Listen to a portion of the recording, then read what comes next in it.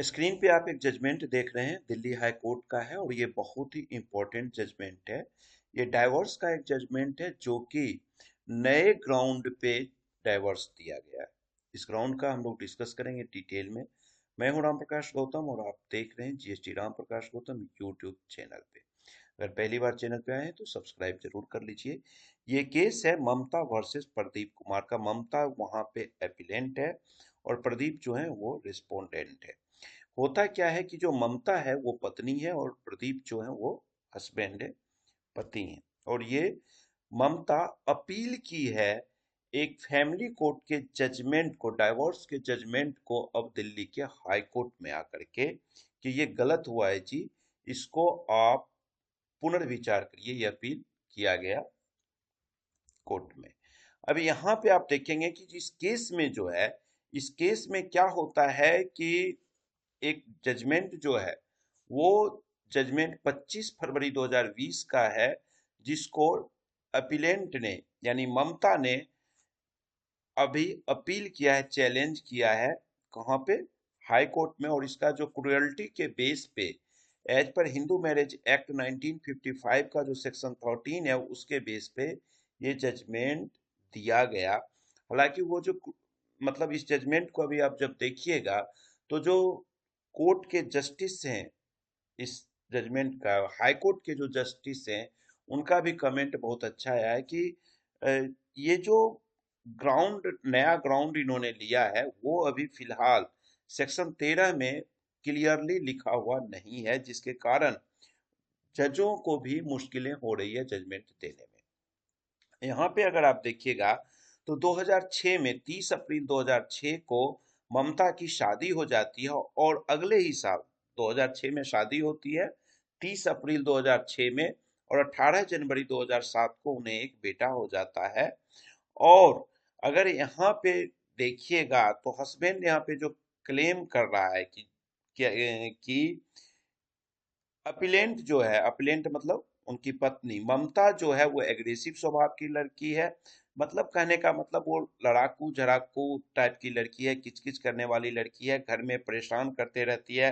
वो कभी भी अपने ससुराल को, मैट्रिमोनियल होम जो है, ससुराल जो है वो बिना इंफॉर्मेशन के घर से चली जाती है, जब मर्जी होता है मार पीट करके चले जाती है। फिर अभी इस फिलहाल वो बता रहा है कि 8 दिसंबर 8 को वो लड़ाई झगड़ा करके चली जाती है। फिर 9 दिसंबर 2008 को उसके पेरेंट्स वगैरह बहुत सारे लोग आते हैं उसके घर पे, इसके हस्बैंड के घर पे, रिस्पोंडेंट के घर पे, और उस लड़की का, ममता का जो ज्वेलरी वगैरह है वो सारी चीजें लेकर के चले जाते हैं। उसके बाद यहाँ पे ये भी कहा जा रहा है कि उनके घर पे जो गेस्ट वगैरह आते हैं उनके साथ भी सही से रिलेशन नहीं किया जाता है, सही से उनका सत्कार नहीं किया जाता है। उसके बाद यहाँ पे दोनों को मतलब जबरदस्ती फोर्सफुली कंप्रोमाइज भी किया जाता है कि एएसआई है मोहिंदर सिंह। ये तमाम चीज की केस में आप देखेंगे। उसके बाद जो हस्बैंड है उसके साथ फाइट भी किया जाता है और फाइट करने के बाद एक सफदरजंग हॉस्पिटल में उसका इलाज होता है।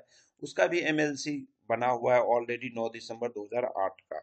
यानी ये तमाम चीज उसके साथ होता है। और इस पे जाकर के जो ये बंदा है, क्या होता है कि जो उसकी वाइफ है वो कई बार बार केस करती है, फिर उसको विड्रॉ करती है, दोनों को समझौता करा करके।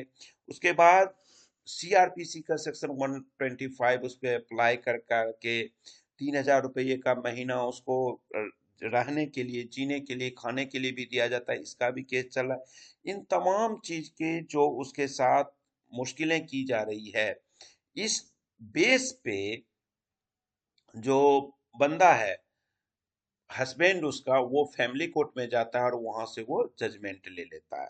अब जब फैमिली कोर्ट का जो जजमेंट होता है, वो देखता है, फैमिली कोर्ट के जो जज होते हैं वो देखते हैं कि स्टार्टिंग में जो है वो बहुत ही अच्छा उसका शादी रहता है, ठीक है।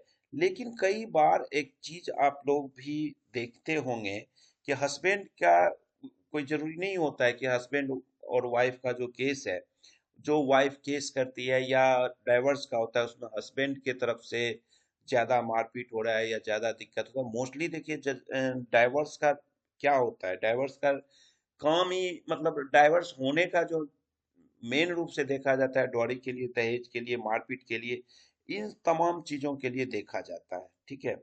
बट यहाँ पे जो देखा रहा है, ये जो हस्बैंड यहाँ पर है, यहाँ का दिखाया जा रहा है कि जो उसका हस्बैंड है वह बहुत अच्छा व्यक्ति है, बहुत अच्छी शादी चल रही है, वो कोई ज्यादा मारपीट करने वाला नहीं है।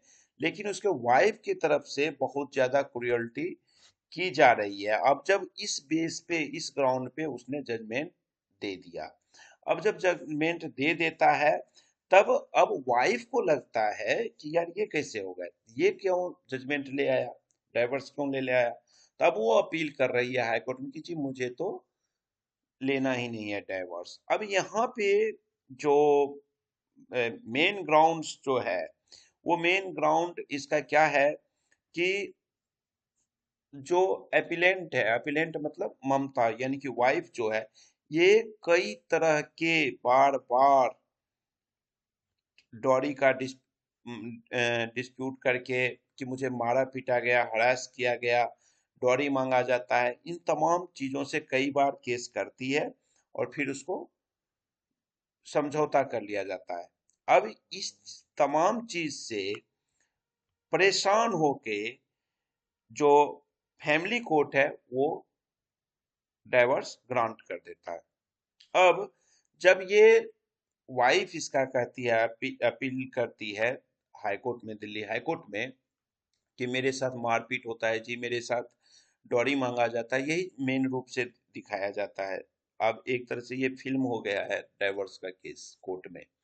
तो फिर इसमें जो रिस्पोंडेंट है यानी हस्बैंड अपना बताता है कि नहीं भैया ऐसा नहीं है, इनकी जो वाइफ है, जो ममताज हैं, वो बार बार मतलब फिजिकली और मेंटली दोनों तरह से टॉर्चर करती है।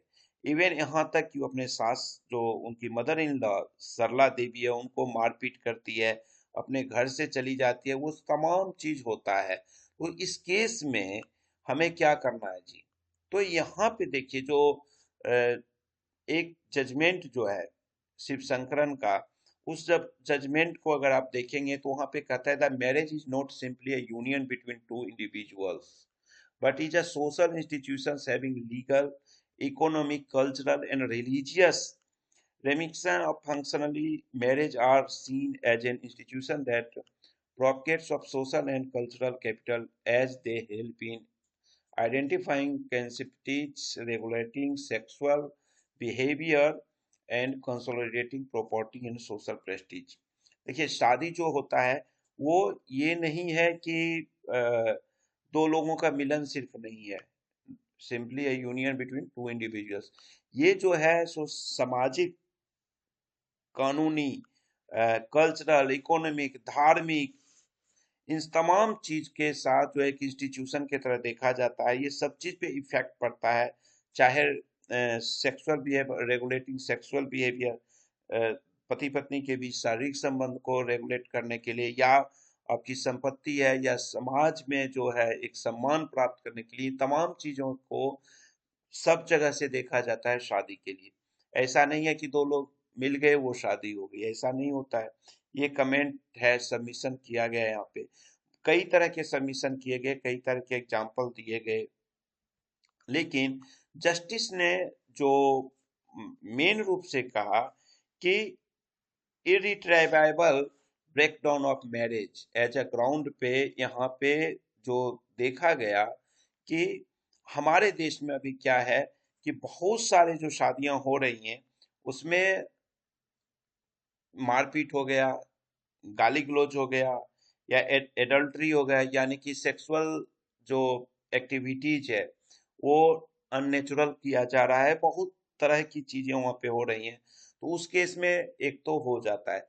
लेकिन जहां पे मारपीट भी नहीं किया जा रहा है, जहाँ पे गाली गलौज भी नहीं किया जा रहा है, जहाँ पे आप मान के चलिए कि अप्राकृतिक यौन संबंध भी नहीं बनाया जा रहा है, मतलब एडल्ट्री भी नहीं है, तो उस केस में क्या होता है कि शादी हुई बट दोनों आपस में पति पत्नी में साथ रहना नहीं चाह रहे हैं।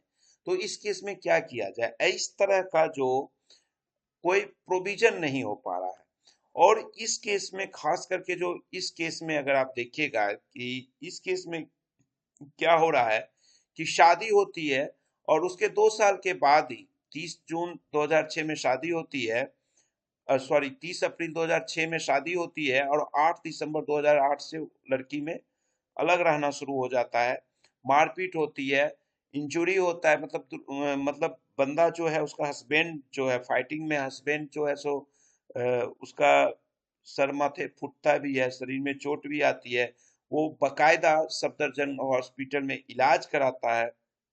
तो इस सब चीज को देखते हुए जो स्थिति आ रही है, उस स्थिति को देख के मतलब कि अगर कोई घर में आ रहा है, कोई रिलेटिव आ रहा है, कोई भी बंदा आ रहा है, तो जो एपिलेंट है यानी कि जो ममता है वाइफ है, वो उन सब के साथ मिसबिहेव कर रही है। सारी चीजें जो है प्रूफ के अनुसार, देखिए कोर्ट में आप कुछ बोल देते हैं उससे आपके लिए नहीं होता है, ठीक है, इससे आपका कुछ भी नहीं होता है आपके लिए। जब तक प्रूफ नहीं लाते हैं कोर्ट में तब तक आपके लिए बेनिफिशियल नहीं है केस लड़ना। कहने से कुछ नहीं होता है। तो इस केस में सारा कुछ जो है हस्बैंड ने जितना भी प्रूफ दिया वो सब ओके था, लेकिन वाइफ के तरफ से सिर्फ कह दिया कि जी मेरे साथ ये हुआ, उससे कोई बात होने वाली नहीं है। अब अभी भी देखिए कि ये जो श्रीनिवासन और के सुनीता का एक केस है, उसमें भी यही चीज हो रहा था कि मेंटली क्रुएल्टी के बेस पे इनको जजमेंट दिया गया था। और ये हिंदू मैरिज एक्ट का जो सेक्शन 13 सब सेक्शन 1 है उसके तहत किया गया था। तो सुप्रीम कोर्ट ने भी इस चीज को माना और अब से जजमेंट देना शुरू कर दिया, जबकि है नहीं अभी तक लॉ में, और इसको शायद अब इंट्रोड्यूस किया भी जाएगा। लेकिन इस चीज को एक स्पेशल और पावर के तहत इसको किया जाए, क्योंकि जो सिचुएशन हो रहा है कि पति पत्नी के बीच में रहना भी नहीं है, लड़ाई मारपीट नहीं हो रहा है, बट वो सस्टेन नहीं कर रहे हैं, वो आपस में रह नहीं पा रहे हैं। तो उस केस में क्या होगा? एक नॉर्मल लड़ाई झगड़ा हो रहा है, लेकिन शादी कोई क्यों करता है? अपनी जिंदगी को सही तरीके से जीने के लिए, सही तरीके से रहने के लिए। बट यहाँ पे वो चीज अगर नहीं हो रहा है, मारपीट नहीं हो रहा है, बट हम दोनों साथ नहीं रह पाएंगे, तो उस केस में क्या करेंगे? उस केस में कोई ग्राउंड नहीं मिल पा रहा है। आज के डेट में ये बहुत ज्यादा होने लगा है। तो जस्टिस लोग भी अब ये डिसीजन नहीं ले पाते हैं। और इस केस में आप देख रहे हैं कि क्या हो रहा है, फ्रिक्वेंटली जो है ये जस्टिस जो बताया जा रहा है जजमेंट में कि जो ममता है, जो वाइफ है, वो फ्रिक्वेंटली उसके फैमिली को टॉर्चर करना, हस्बैंड को टॉर्चर करना, बिना काम के मारपीट का करना, एलिगेशन केस पे केस करते जाना, ये तमाम चीज जो करते जा रहा है, उससे ऑब्जर्व किया गया कि जो भी जजमेंट आया है आपका डेली लड़ाई वगैरह से जो बढ़िया है, वो आपके लिए मतलब सही है। हस्बैंड को जो दे दिया गया डाइवर्स, वो ज्यादा सही है, क्योंकि डेली लड़ाई करते करते अपीलेंट डेली की डेली लड़ाई कर रही है और ये क्रुएल्टी के सोर्स में आ जाता है रेस्पोंडेंट यानी हस्बैंड के लिए। साथ ही साथ दोनों पति पत्नी के बीच अब 15 साल से दोनों अलग हैं, दोनों 15 साल से अलग हैं। तो इस पे सुप्रीम कोर्ट ने ऑलरेडी इस ग्राउंड पे कह चुका है कि भाई जब इतने दिनों से अलग हैं तो ये भी एक ग्राउंड हो जाता है डाइवर्स लेने का। 15 साल से अलग, अब जब 15-15 साल आप किसी से दूर हो जाते हैं तो उससे मतलब 2 महीना दूर हो जाइए, उसी में आपका प्यार, इमोशन, कनेक्शन सब खत्म हो जाता है। यहाँ जब 15-15 साल से ये दोनों दूर हैं तो उस केस में क्या होगा? तो उस केस में तो दूरी होना ही होना है। तो यहाँ पे जो जस्टिस ने पाया कि भैया यहाँ पे जो करेंट सिचुएशन है कि आप ऑलरेडी 15 साल से अलग रह रहे हो, तो फैमिली कोर्ट ने जो आपका ऑर्डर दिया, इसको देख के कहीं भी जो लड़की है, जो ममता है, जो एपिक्लेंट है, अपील जो की है, अपीलेंट के अनुसार कुछ भी ऐसा प्रूफ नहीं हो पा रहा है कि वो कुछ सही कह रही है। कोई सबूत नहीं हो रहा है, कह देने से तो कुछ होगा नहीं। और बार बार जो सिचुएशन आपने किया है, फॉल्स एलिगेशन आप लगाते जा रहे हो, पुलिस रिपोर्ट कर रहे हो, क्रिमिनल ट्रायल चल रहा है, ये सब जितने भी काम आपने किया, ये सारे सोर्स किस चीज के? मेंटल क्रुएल्टी के ये सोर्स हैं। तो इसके आधार पे अब मुझे नहीं लगता है कि आपका जो संबंध है, आपकी जो मतलब पति पत्नी का जो रिलेशनशिप है, उसको मॉडिफाई किया जाए, उसको चलाया जाए, उसको आगे बढ़ाया जाए। और जो शादी है, आपने जो शादी किया है, कि ये किसी सरकमस्टेंस के बीच जो है, शादी जो है दो लोगों के जो बीच होता है, वो भावनात्मक भी होता है, इम्पोर्टेंट। ये कोई सरकमस्टेंस के साथ नहीं कि इस तरह से मुझे शादी करना पड़ेगा।